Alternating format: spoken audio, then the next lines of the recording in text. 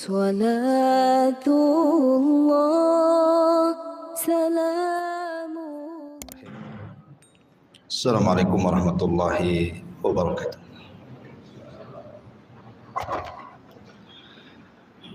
Alhamdulillah wassalatu wassalamu ala rasulillah wa ala alihi wa sahbihi wa mawalah wa la hawla wa la quwata illa billahi wa ba'du.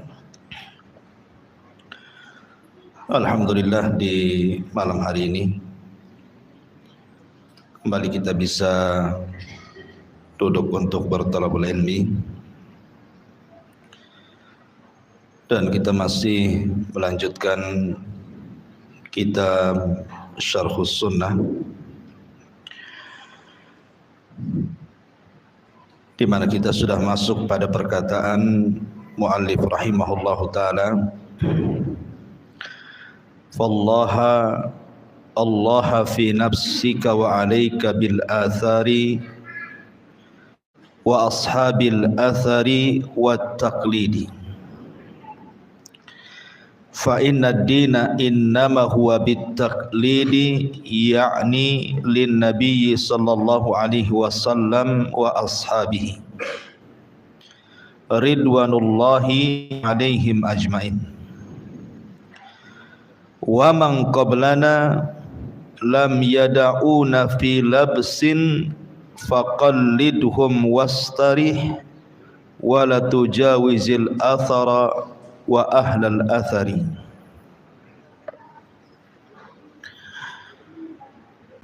Kata muallif rahimahullahu ta'ala, ingatlah dalam dirimu, kewajiban kamu adalah mengikuti athar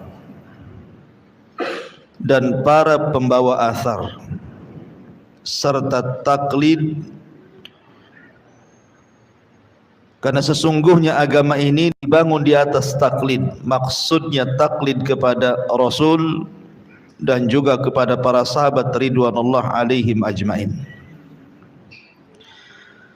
Dan orang-orang sebelum kita, maksudnya para salafun saleh, mereka tidak meninggalkan kita di dalam agama ini dalam kondisi samar, ketidakjelasan.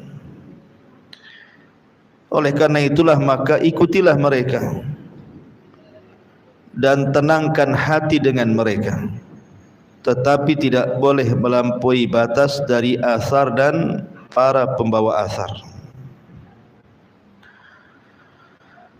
Ma'asyiral muslimin yang dimuliakan Allah Azza wa Jalla, maksud asar di sini artinya sunnah Nabi sallallahu alaihi wasallam dan hadis-hadis yang sahih. Taib, muallif rahimahullahu taala setelah sebelumnya menjelaskan kepada kita tentang bahaya orang melakukan bid'ah dan juga penyimpangan-penyimpangan terhadap sunnah, maka mulai beliau mengarahkan sebaiknya kalian kembali kepada athar, artinya kembali kepada sunnah Rasul dan hadis-hadis yang sahih. Kemudian kembali kepada pemahaman para salafus saleh, para sahabat Nabi sallallahu alaihi wasallam. Kemudian beliau mengatakan wat taklid, dan juga kita disuruh untuk taklid. Dan yang dimaksud taklid di sini adalah taklid kepada Rasul dan juga kepada sahabat-sahabat Rasul. Dari sini Syekhul Islam Ibn Taimiyah rahimahullahu taala mengatakan, tidak boleh seseorang taklid kepada perorangan kecuali kepada Nabi sallallahu alaihi wasallam, dan tidak boleh taklid kepada sebuah kelompok kecuali kepada para sahabat Nabi sallallahu alaihi wasallam, karena itulah yang mampu menjamin agama kita. Rasul, kemudian setelahnya para sahabat Rasul sallallahu alaihi wasallam. Alasannya di sini wa man qablana lam yada'una fi labsin, Karena orang-orang sebelum kita, maksudnya Rasul dan juga para sahabatnya serta para ulama salafus saleh, mereka tidak pernah meninggalkan agama ini dalam kondisi samar. Artinya ada hal-hal yang perlu kita cari sendiri, tidak. Bahkan sudah sempurna dan sudah dijelaskan. Makanya di sini beliau mengatakan faqallidhum wastari. Cukup ikuti mereka saja dan istirahatlah dengan cara itu. Tetapi walaupun demikian, wala tujawizil athar, jangan melampaui batas dari apa yang sudah ditetapkan Nabi sallallahu alaihi wasallam wa ahlal athar, dan pembawa hadis Nabi sallallahu alaihi wasallam. Ma'asyiral muslimin yang dimuliakan Allah Subhanahu wa taala, kalau kita melihat fenomena jauhnya kita dari kehidupan Rasul, ada perkataan yang bagus sekali dari seorang alimin ulama'is salaf, Hasanul Basri rahimahullahu ta'ala. Dan Hasan al-Basri ini termasuk sayyidu tabi'in, pemimpinnya para tabi'in. Apa kata Hasan al-Basri? Lau anna rajulan adraka as-salaf al-awwal thumma bu'itha al-yawma ma urifa minal islami syai'an. Qala wa wada'a yadahu ala khaddihi thumma qala illa hadhihi shalah. Kata Hasan al-Basri rahimahullahu ta'ala, kalaulah seandainya seseorang mendapatkan kehidupan para salafus salih, maksudnya para sahabat, karena yang bicara adalah Hasan al-Basri. Dan Hasan al-Basri ada seorang tabi'in. Artinya ngomong begini itu bicara tentang sahabat. Kalau seandainya seseorang menjumpai para sahabat Nabi SAW, kemudian mereka para sahabat itu dibangkitkan pada zaman kita, kata Hasan al-Basri, tentu dia tidak akan mengenal Islam yang kita amalkan ini, kecuali sambil kemudian memegang pipinya, kecuali solat itu saja yang kita lakukan. Ini perkataan Hasan al-Basri rahimahullahu ta'ala bicara di zamannya. Artinya kalau seandainya di zaman Hasan al-Basri rahimahullahu ta'ala sudah banyak perubahan, sudah banyak pergeseran agama Islam ini, sampai dikatakan kalau seandainya sahabat Rasul hidup di zaman kita ini, dia tidak akan mengenal Islam kita, karena Islam kita tidak seperti Islam mereka, kecuali solat ini saja katanya. Kalau Hasan al-Basri ngomong di zamannya, maka perkataan ini tentu lebih layak kita sematkan pada hari ini. Makanya dalam perkataan yang lain dia mengatakan, wallahi demi Allah, laqad adraktu sab'ina badriyan aktsaru libasihi as-suf walau ra'aitumuhum qultum majanin. Demi Allah, aku sudah pernah menjumpai 70 orang-orang yang terlibat dari tentara Badar, dan kebanyakan mereka pakaiannya menggunakan wol. Kalau seandainya kalian melihat mereka, tentu kalian akan menganggap gila pakaian itu, karena tidak ada di zaman kalian pakaian itu. Saking sederhananya, sebagiannya robak-robek dan begitu seterusnya. Makanya Hasan al-Basri mengatakan, kalau kalian melihat pakaian para sahabat, tentu kalian akan mengatakan mereka gila, seolah-olah tidak ada pakaian lagi. Walau ra'au khiyarakum laqalu ma li haula'i min khalah. Kalau seandainya para sahabat melihat orang yang terbaik di antara kalian, tentu mereka akan mengatakan bahwa di antara orang terbaik kalian saja kalian tidak akan mendapatkan sedikit pun di akhirat. Lihat, sahabat kalau seandainya memandang para tabi'in, kata Hasan Al-Basri, kalian tidak akan mendapatkan apapun di akhirat karena amalan kalian tidak sehebat mereka, gitu maksudnya. Walau ra'au syirarakum laqalu ma yu'minu haula biyaumil hisab. Tapi kalau para sahabat memandang kalian dari orang seburuk-buruk kalian, tentu mereka akan mengatakan kalian itu orang yang tidak beriman dengan hari hisab. Walaqad ra'aitu aqwaman kanatid dunya ahwan ala ahadihim min turab. Dan aku pernah melihat para sahabat Rasul, kata Hasan Al-Basri, di mana dunia lebih ringan bagi mereka dibandingkan tanah tahta qadamaihi, di bawah telapak kakinya. Walaqad ra'aitu aqwaman yamshi ahadahum wa ma yajidu indahu illa qutan. Dan sungguh aku melihat sebuah kaum, maksudnya para sahabat, mereka berjalan dan mereka tidak mendapatkan apa yang mereka makan kecuali hanya sesuap nasi saja, hanya satu kali suapan saja.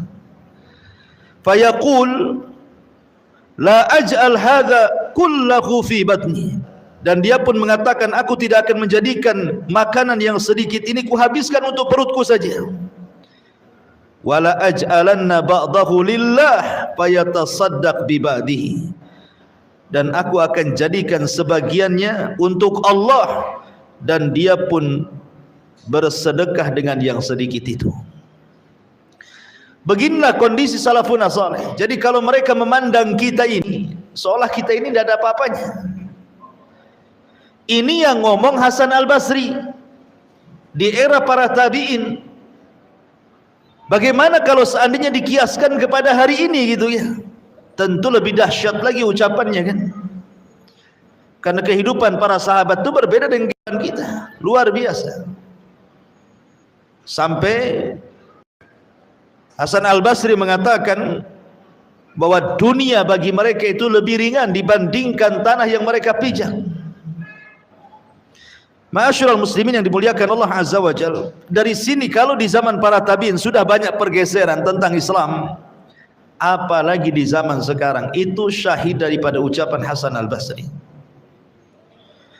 Makanya pentingnya kita diingatkan untuk terus kembali kepada hadis-hadis Rasul, athar, dan juga para sahabat Nabi SAW, para pembawa athar ini. Taib, bicara tentang wa alaika bil athar, wajib atas kalian kembali kepada athar.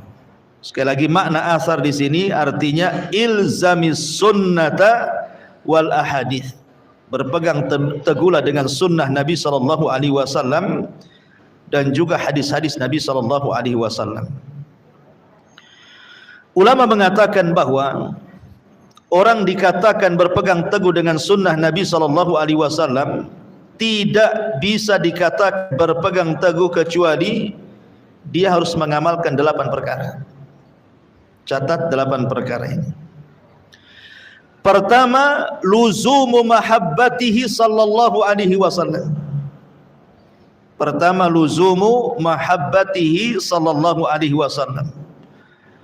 Betul-betul istiqomah dengan mencintai Nabi sallallahu alaihi wasallam. Di zaman Rasul ada seorang sahabat namanya Thauban maula Nabi sallallahu alaihi wasallam. Thauban maula Nabi. Thauban ini adalah orang yang sangat mencintai Nabi sallallahu alaihi wasallam. Kalau satu hari tidak memandang Rasul, bisa sakit dia. Satu hari saja dia tidak memandang wajah Nabi sallallahu alaihi wasallam, maka dia akan sakit. Qadarullah, suatu hari Rasul sallallahu alaihi wasallam sedang safar. Thauban tidak tahu. Kemudian dia kehilangan Rasul beberapa hari. Setelah Nabi SAW menghilang safar, kemudian pulang safar, dia tidak melihat Thauban. yang biasa mondar-mandir dan juga mengucapkan salam kepadanya, sehingga dia bertanya, aina Thauban, di mana Thauban? Kemudian dikatakan, marido Thauban ya Rasulullah, Thauban sedang sakit wahai Rasul. Maka Nabi SAW akhirnya mencari Thauban ke rumahnya, dan betul ditinggal beberapa hari saja sudah kurus, sakit, tak bisa makan, tak bisa minum.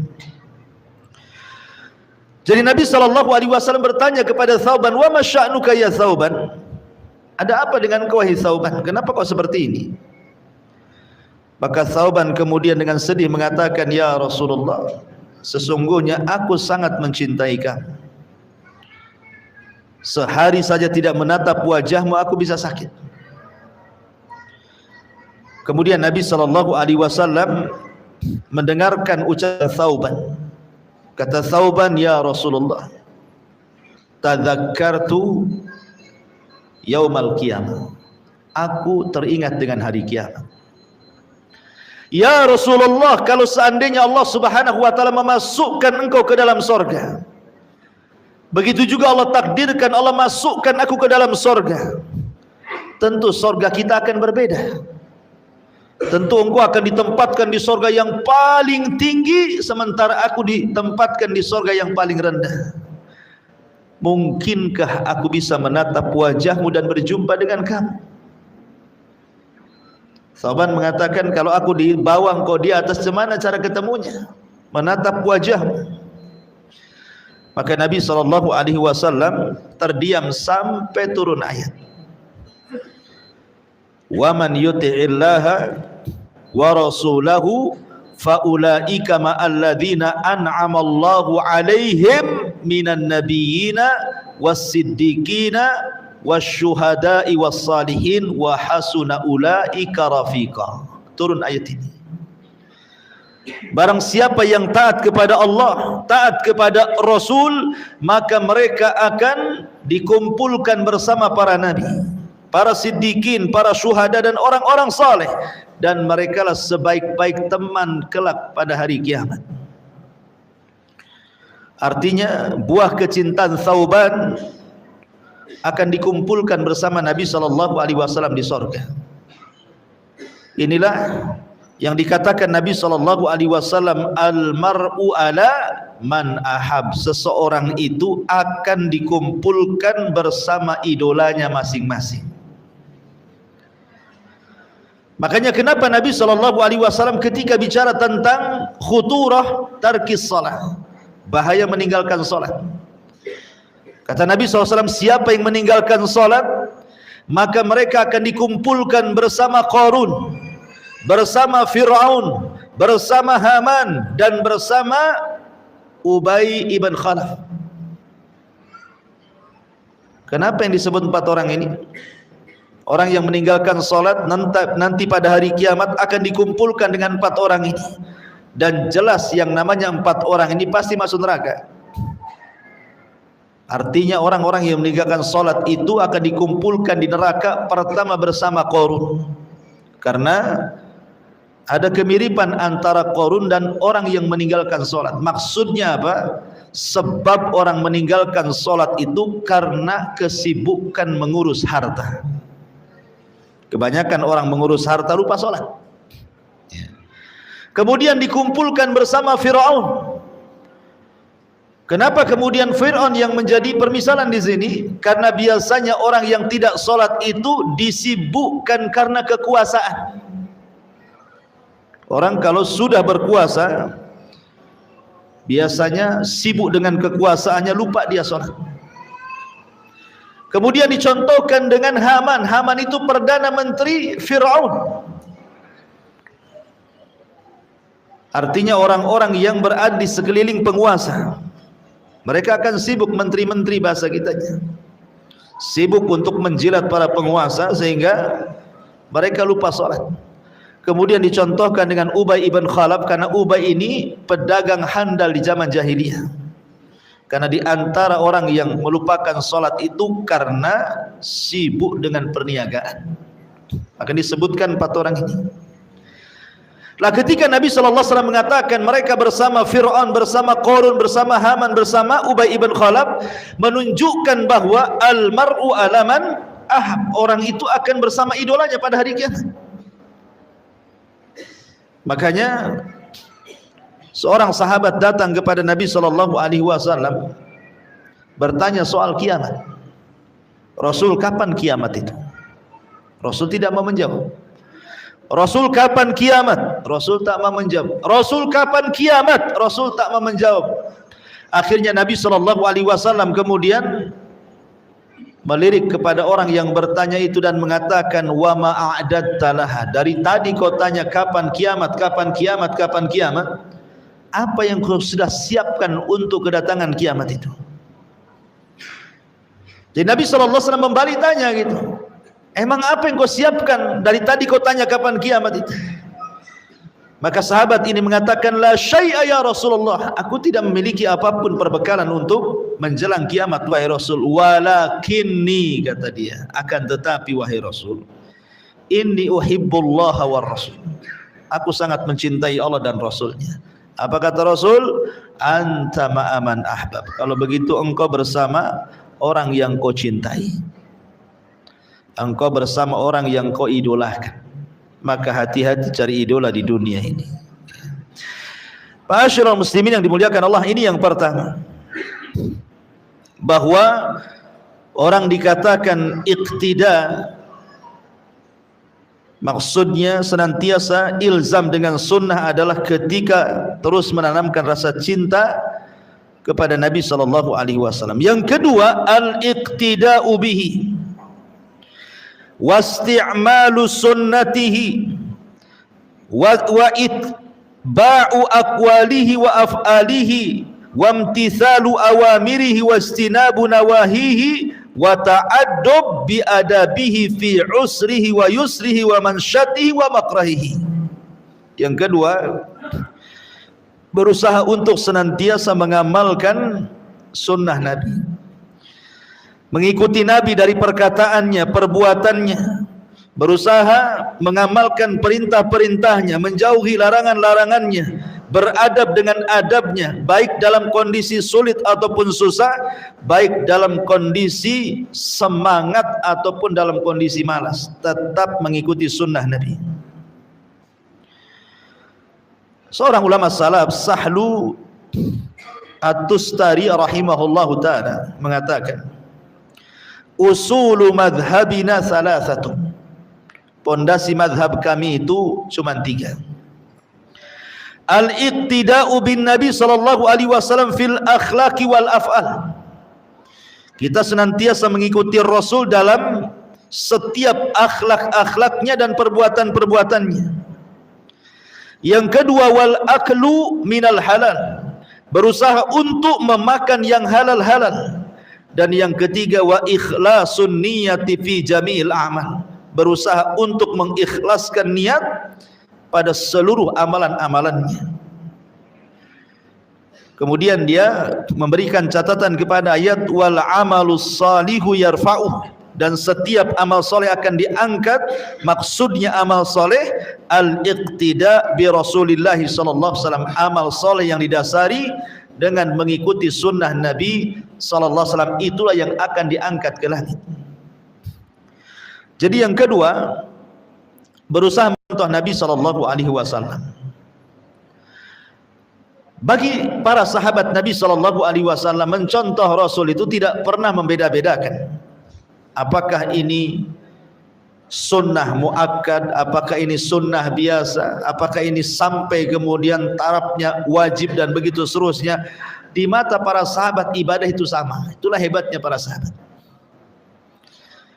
Di mata para sahabat semua ibadah itu sama. Lain dengan kita, dibeda-bedakan kan. Kalau yang wajib ya agak sedikit semangat, kalau yang sunnah biasa-biasa saja. Ya. Kenapa? Karena bagi para sahabat itu, sebagaimana mereka tidak membeda-bedakan ketika melaksanakan sebuah ketaatan, begitu juga ketika mereka meninggalkan sebuah kemaksiatan. Mereka tidak pernah membeda-bedakan ini dosa kecil, ini dosa besar. Semua ditinggalkan. Karena bagi mereka bukan pembagian dosa, tapi kepada siapa mereka berdosa, kepada Allah Subhanahu wa taala. Sehingga mereka tidak pernah beda-bedakan. Makanya kita pun sama kalau begitu, jangan pernah ini kan dosa kecil saja, enggak apa-apalah. Kan bisa dihapus dengan wudu, bisa dihapus dengan salat, bisa dihapus dengan puasa. Dan begitu seterusnya. Karena sahabat Nabi SAW dijelaskan yang kedua di sini, mereka adalah orang yang paling mengikuti sunnah tanpa membeda-bedakan sunnah. Dan sudah saya jelaskan panjang lebar pada pertemuan yang lalu. Kemudian berusaha untuk mengamalkan perintah-perintahnya dan menjauhi larangan-larangannya. Dahulu di zaman para sahabat pernah terjadi paceklik yang berkepanjangan. Sampai-sampai Rasul dan para sahabat itu mengalami kelaparan di kota Madinah. Karena kita tahu bahwa cuaca Madinah beda dengan Mekah kan. Kalau Mekah itu memang dari dulu di zaman Rasul mereka itu tergantung ekonominya dengan perdagangan. Sehingga tidak pengaruh mau musim panas mau musim dingin. Makanya mereka melakukan dua perjalanan dalam berniaga mereka, rihlatas syita'i was saif. Tapi Madinah itu mereka tidak terbiasa berniaga. Mereka terbiasa dengan bercocok tanam, pertanian, ya. Kalau perdagangan, sehingga yang namanya dunia perkebunan, dunia pertanian berhajat kepada air itu sangat besar. Kalau terjadi paceklik, apa yang terjadi? Gersang. Ketika gersang tidak tertumbuh tumbuhan, gandum tidak tumbuh, ini tidak tumbuh, sehingga mengalami kemerosotan ekonomi, berakhir dengan banyaknya kelaparan. Banyak kelaparan. Sebagian mereka sampai memakan dedaunan karena untuk menahan lapar. Sampai suatu ketika terpaksalah mereka melirik keledai-keledai mereka. Karena sudah tidak ada yang dimakan, tentu mereka harus makan, kalau tidak mati kan begitu. Jadi mereka melirik keledai, disembelilah keledai-keledai peliharaan itu. Ketika Rasul SAW tahu bahwa keledai-keledai itu disembeli untuk dimakan disebabkan karena kelaparan, turun perintah Allah agar Rasul melarang mereka memakan keledai-keledai peliharaan. Akhirnya ketika betul-betul mereka menyembelih keledai dan siap santap, tinggal makan saja, tiba-tiba Rasul mengutus seseorang untuk memberitahu para sahabat Allah dan Rasulnya telah mengharamkan keledai peliharaan. Karena keledai peliharaan itu dianggap khobath, dianggap jorok bahasa kitanya, nggak boleh dimakan. Akhirnya terpaksalah para sahabat itu membuang periuk-periuk mereka, menumpahkan daging-daging keledai, dan tidak ada satupun sahabat yang memakannya. Padahal ketika itu mereka dilanda dengan kelaparan yang luar biasa. Ketika syariat mengharamkan keledai peliharaan, tidak ada yang dimakan, dibuang. Padahal dalam kondisi lapar sekali itu. Ini menunjukkan bagaimana mereka ketundukan. Kalau sudah Rasul memerintahkan ataupun melarang, bagi mereka itu sami'na wa ata'na. Sama dengan ketika pengharaman khamar umpamanya. Anas ibn Malik radhiyallahu an, ketika datang pengharaman khamar itu sedang berada di rumah Abu Talha radhiyallahu an, membantu Abi Talha untuk menjamu tamunya, menghidangkan minuman-minuman khamar. Karena di zaman itu khamar belum dilarang, boleh diminum, bahkan menjadi minuman kebanggaan para sahabat untuk menjamu tamu khamar itu. Tiba-tiba ketika kemudian Anas menuangkan khamar itu diminum, datanglah penyeru dari luar. Kemudian Abi Talha ngomong sama Anas, "Ya Anas, ukhruj fasma madza yaqulul munadi yunadi." Anas, kau lihat keluar sana, itu ramai sekali di luar itu, ngomong apa tuh? Akhirnya kata Anas, fa kharajtu, aku pun keluar, fa idza sami'tu munadiyan yunadi ala wa innal khamra qad khurrimat. Kata Anas bin Malik radhiyallahu an, ketika aku keluar, aku mendengar seorang penyeru menyerukan bahwa khamr sudah diharamkan selamanya. Dan turun ayat innamal khamru wal maisir wal ansab wal azlamu rizqum min amali syaitan fastanibuhu la'allakum tuflihun. Turun ayat ini, pengharaman khamar secara abadian. Pulang Anas ngomong sama Abu Talha dan mengatakan, ya Aba Talha, innallaha wa rasulahu qad harramal khamra. Sesungguhnya Allah dan Rasulnya sudah mengharamkan khamar. Maka tiba-tiba khamar yang sudah dihidangkan di tangan-tangan para sahabat langsung dituang-tuangkan ke depan pintu-pintu ganggang kota Madinah, sampai perawi hadis mengatakan hatta salat syawari al-Madinah, sampai ganggang kota Madinah itu banjir dengan khamar yang ditumpahkan dari rumah-rumah para sahabat Nabi SAW. Karena mereka ingin apa? Imtithal li amrillahi wa rasul, berusaha untuk mencontoh perintah Allah dan Rasulnya.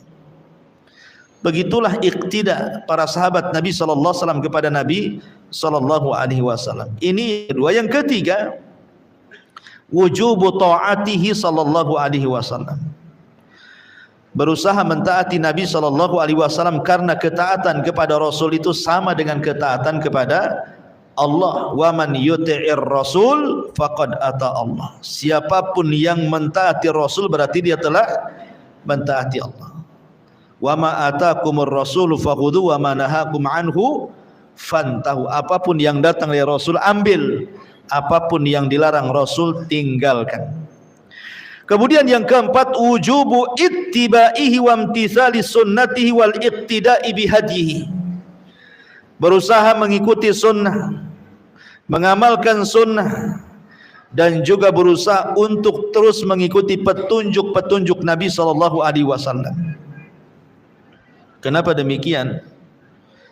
Karena nanti pada hari kiamat, ketika Nabi SAW sedang menunggu di telaganya untuk menunggu umatnya yang minum dari telaganya, maka mulailah manusia umat Rasul minum satu persatu, dimulai dengan ahlul Yaman, kalangan orang-orang Ansar, kemudian disusul dengan fuqaraul muhajirin, orang-orang fakir muhajirin, kemudian orang-orang Ansar dari kalangan ahlul Yaman, kemudian berikutnya sampai orang yang terakhir minum dari telaga Rasul. Rupanya ada satu kelompok yang telat datang. Tiba-tiba mereka diusir para malaikat, tidak boleh masuk ke telaga Nabi. Tidak boleh minum dari telaga Nabi. Diusir oleh para malaikat. Nabi SAW dari kejauhan tentu paham itu umatnya. Ketika melihat umatnya diusir, Rasul mengatakan ummati ummati, dalam riwayat ashabi ashabi, itu umatku, itu sahabat-sahabatku, biarkan mereka minum wahai ya Rabb.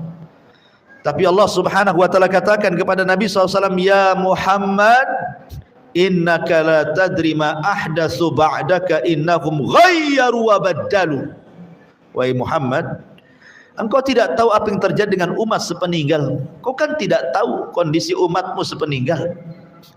Rupanya di antara mereka umatmu ada yang ghayyaru, merubah-rubah, wa baddalu, dan mengganti-ganti syariat, petunjuk.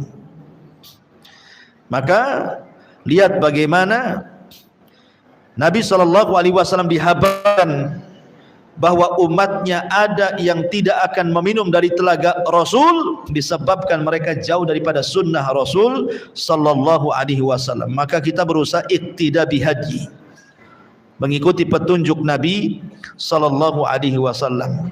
Karena Allah mengatakan fala wa rabbika la yu'minun hatta yuhakimuka fima syajara bainahum thumma la yajiduna fi anfusihim harajan mimma qadaita wa yusallimu taslima.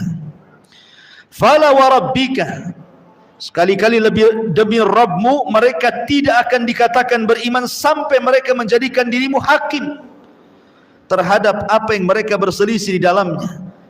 Kemudian setelah kau putuskan, tidak ada dalam dada mereka berat hati dengan keputusanmu, dan mereka pun redha dengan keputusanmu dengan menerima segala apa yang engkau putuskan. Di zaman Rasul ada sahabat Rasul namanya orang Hadrami, Hadraul Maut, berselisih soal lahan dengan seorang laki-laki dari Kindi.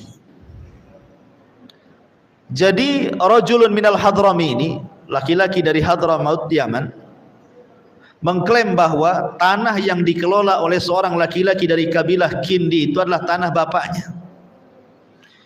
Masalahnya tanah itu diduduki oleh laki-laki dari kabilah Kindi. Akhirnya berselisih. Dia mengatakan kepada laki-laki dari Kindi itu, itu tanah bapakku. Ngapain kau bercocok tanam di situ? Pergi kau dari situ. Yang laki-laki ini mengatakan, tidak, ini tanahku. Aku sudah lama bercocok tanam di sini. Enak saja kau main-main ngaku ini tanah bapakmu, katanya. Dua-duanya akhirnya mengadu kepada Nabi.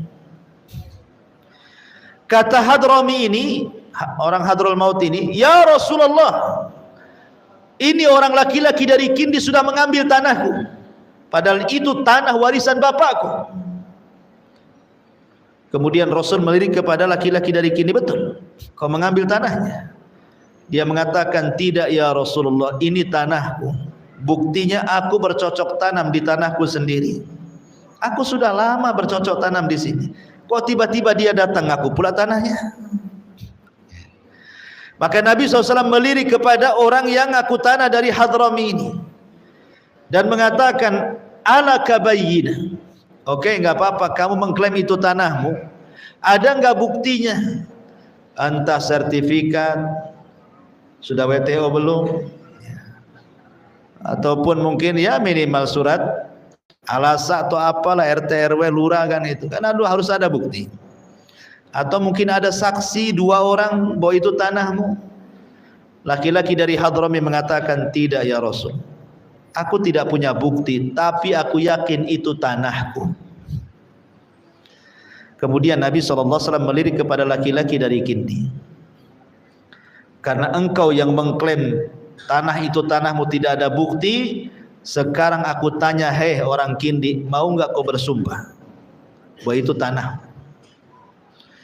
Yang laki-laki dari Hadrami berteriak, ya Rasulullah, dia orang fajir. Kalau dia suruh bersumpah, suka-suka dia sumpah tuh.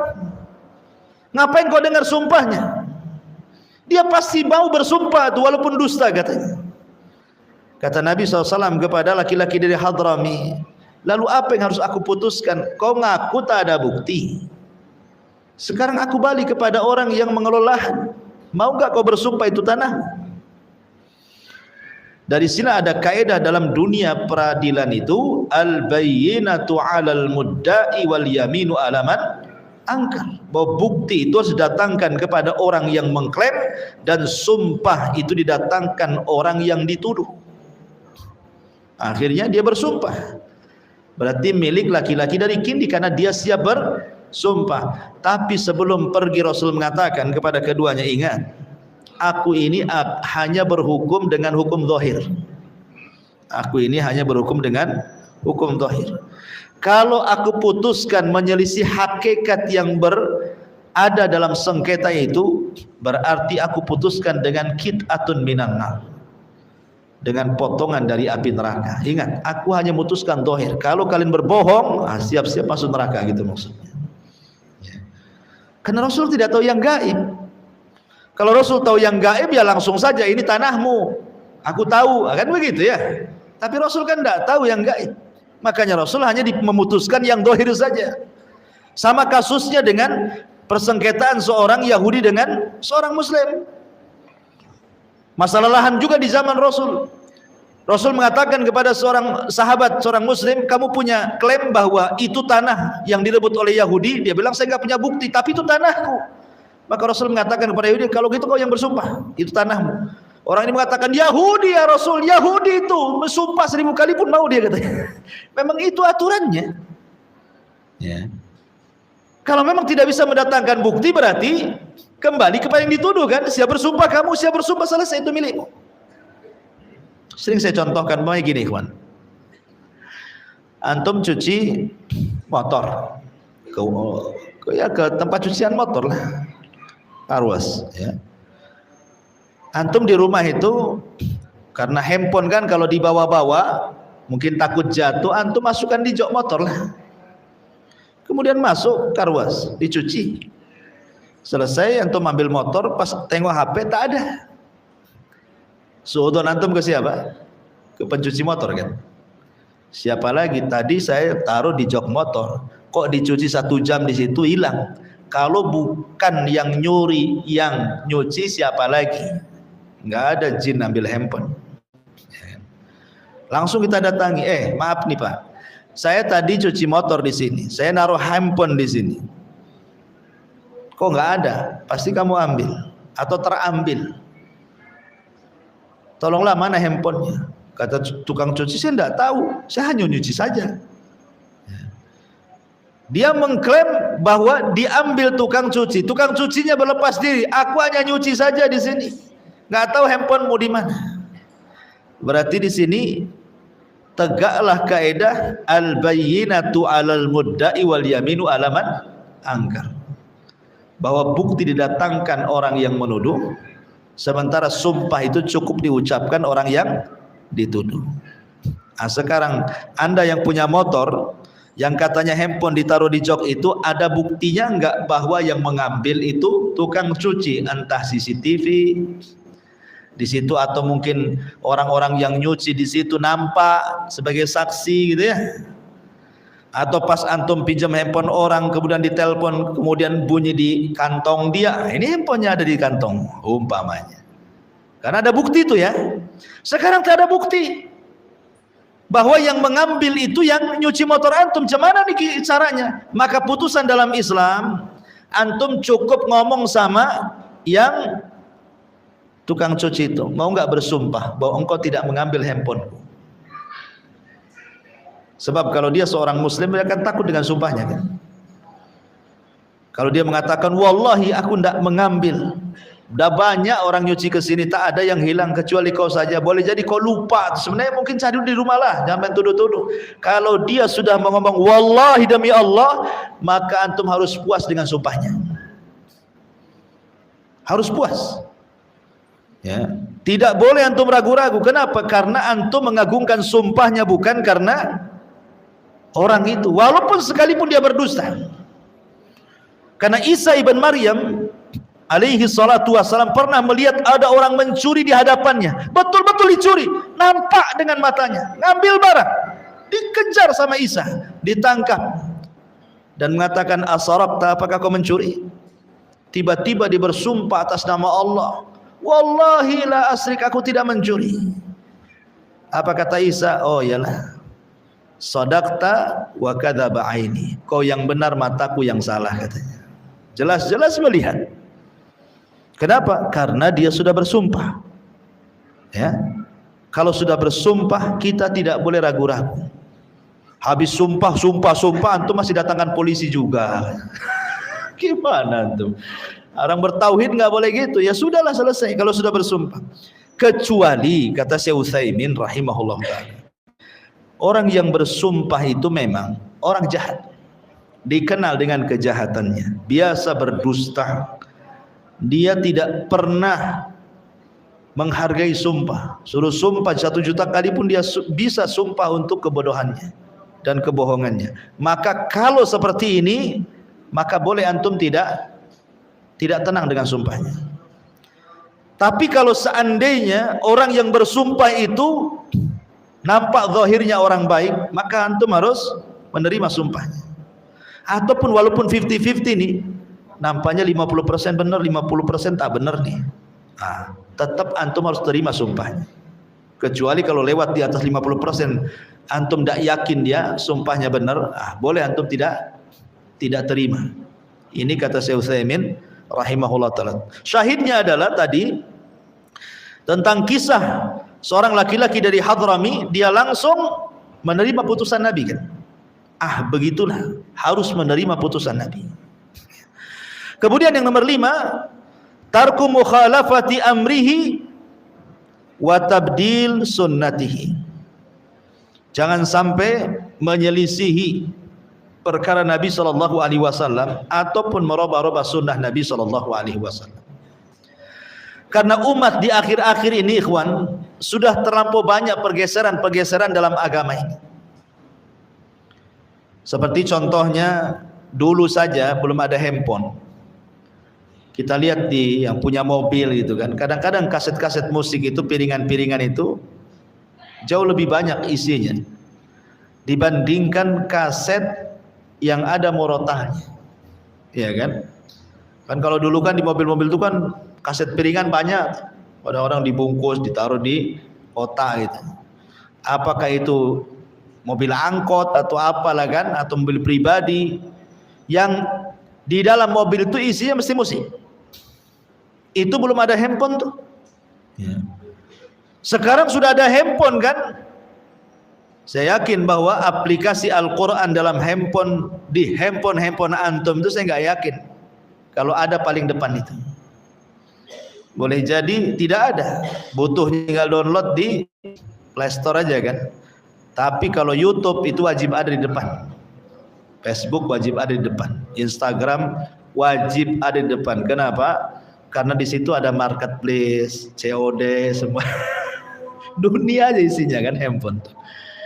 Artinya udah ada pergeseran kan di sini, ya. Seolah-olah apa? Dunia lebih dikedepankan dibandingkan Allah Subhanahu wa taala. Lah kalau seandainya Quran saja bisa tidak dikedepankan daripada yang lain, cemana pula masalah sunnah Nabi?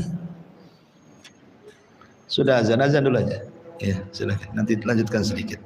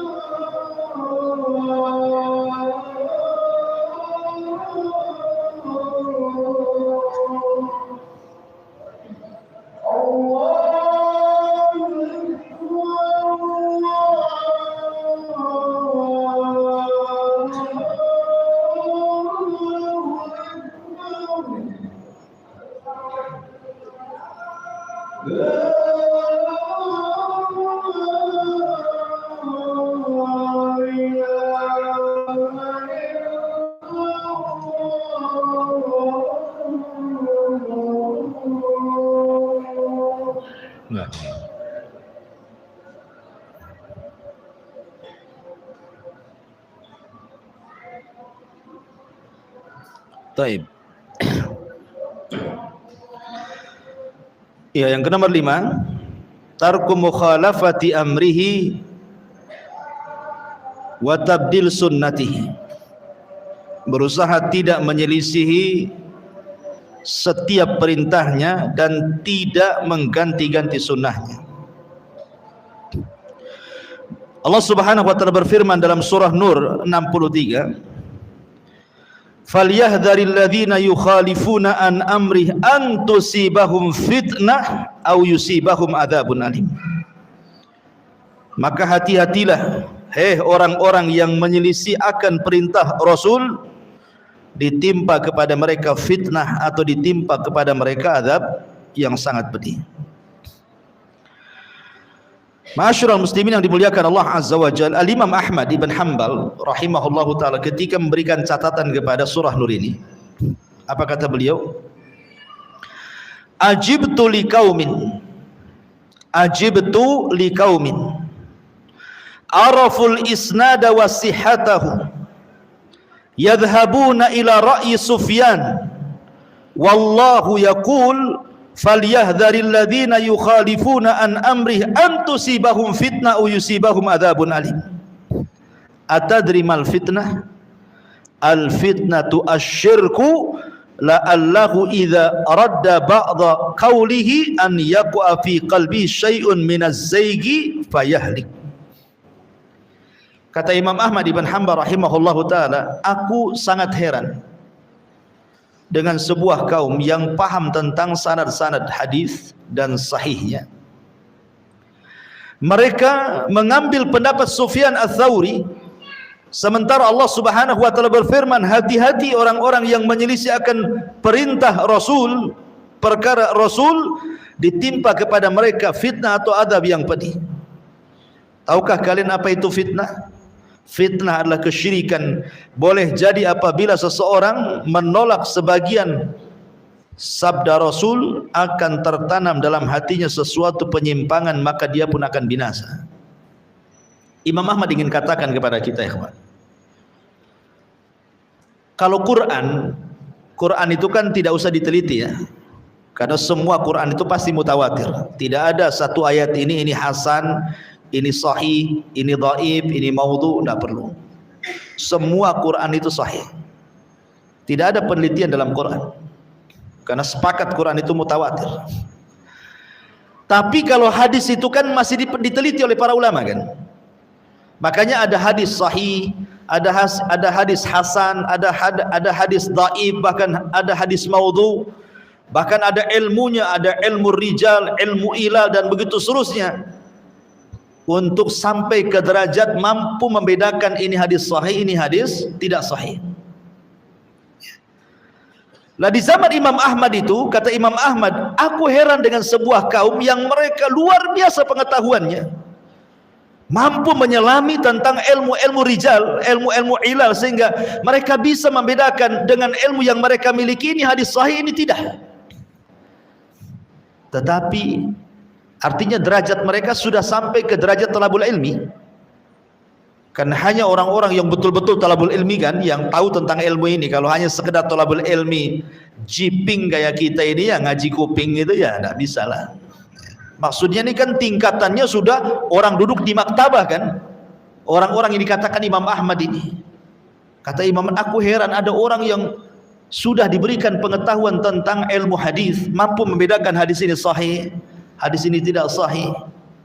Bukannya mereka berdalil dengan hadis yang mereka teliti, tapi mereka masih mengambil pendapatnya Sufyan Ats-Tsauri.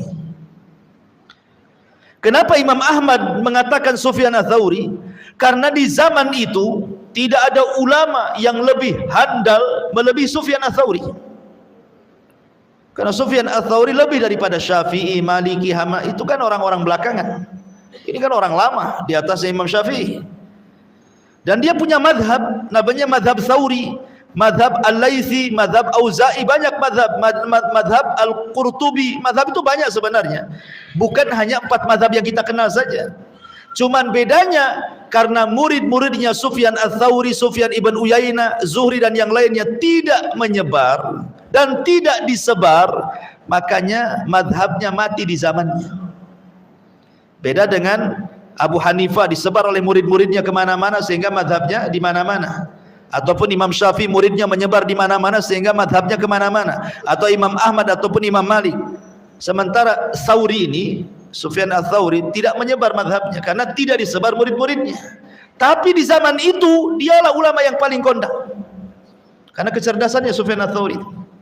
Kata Imam Ahmad, aku heran banyak para talabatul ilmi yang bisa memisahkan ini hadis sahih, ini hadis yang tidak sahih, kok masih pula mengambil pendapatnya Sufyan Ats-Tsauri, gitu maksudnya. Kecuali kalau memang dia tidak punya pengetahuan soal itu, ialah taklid kepada ulama, kan gitu, lihat dalilnya. Tapi dia sanggup membedakan hadis ini lemah, ini sini, kenapa masih mengambil pendapat Sufyan Ats-Tsauri? Kemudian Imam Ahmad mengatakan hati-hati, karena ada ayat yang mengatakan falyahdharil ladzina yukhalifuna an amri an tusibahum fitnah aw yusibahum adzabun alim. Hati-hati kalian jika menyelisih perkara Rasulnya, perintah Rasulnya, akan ditimpakan kepada kalian fitnah. Kemudian Imam Ahmad mengatakan, tahu kalian fitnah itu apa? Fitnah itu syirik. Kenapa orang yang menyelisih perintah Rasul bisa jatuh kepada kesyirikan? Pertanyaannya karena begini loh, karena dikhawatirkan ketika kita taklid kepada seseorang, kemudian orang ini menghalalkan, kita pun ikut menghalalkan. Orang ini mengharamkan, kita pun ikut mengharamkan. Pada Allah dan Rasulnya tidak demikian. Disinilah terjadi tahlil wa tahrim di luar daripada apa yang Allah halalkan, yang Allah rasulkan. Akhirnya dia pun menjadi musyarri, seolah-olah pembuat syariat yang tidak diizinkan Allah untuk membuatnya. Maka di sini persis seperti firman Allah, ittakhadhu ahbarahum wa ruhbanahum arbaban min dunillah. Mereka orang-orang Yahudi dan Nasrani itu mengambil padri dan rahib mereka sesembahan selain daripada Allah. Adi bin Hatim bertanya, Rasul, saya mantan Nasrani dan saya mantan pendeta, tidak ada orang yang mbah saya dengan sujud dan juga ruku. Kata Rasul, ya memang tidak sujud dan ruku, tapi bukankah apabila pendeta mereka menghalalkan yang Allah haramkan, pengikutnya mengikuti pendapat pendetanya? Apabila pendetanya mengharamkan yang Allah halalkan, sama semua pun mengikuti pendetanya, bukan mengikuti pendapat Allah. Kata Adi bin Hatim, ya, maka kata Rasul, begitulah cara mereka menyembah pendeta itu. Terjadi kesyirikan. Makanya taklid ini bahaya, karena bisa menjerumuskan apa? Menjadikan orang yang kita taklidi Tuhan selain daripada Allah Subhanahu wa ta'ala. Ya, kemudian sesaat yang nomor 6, berusaha kathratu dzikrihi sallallahu alaihi wasallam. Kalau kita ingin mengikuti Rasul, perbanyak menyebut nama Rasul dengan bersalawat kepada Nabi sallallahu alaihi wasallam. Kemudian yang nomor 7, ta'zimuhu wa tauqiruhu wa idharul khusyu' inda dzikrihi, mengagungkan, menghormati dan menampakkan kehusyuan ketika menyebut namanya. Dan yang terakhir, mahabbatuhu liman ahabban Nabiy sallallahu alaihi wasallam wa bughdun liman abghadahu sallallahu alaihi wasallam. Kita harus cinta kepada orang yang mencintai Rasul, dan kita harus membenci kepada siapapun yang membenci Nabi sallallahu alaihi wa ala alihi wasallam. Subhanakallahumma bihamdika asyhadu an la ilaha illa anta astaghfiruka wa atubu ilaik. Allahu ta'ala. Assalamualaikum warahmatullahi wabarakatuh.